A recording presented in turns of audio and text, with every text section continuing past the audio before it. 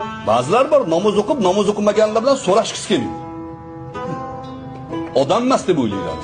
Bu kibr, bu johiliyat bu. Payg'ambar alayhissalatu vassalom namoz o'qiding, jannatga ketding demaganlar.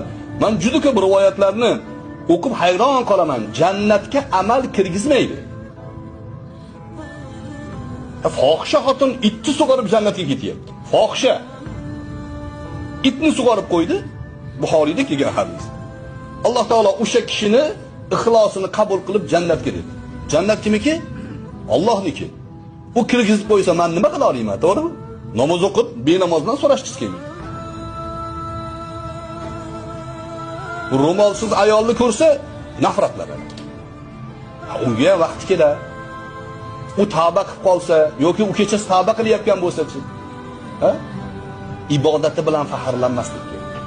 Ilmi bilan faxrlanmaslik kerak. Alloh qabul qilsa u yaxshi bo'ladi.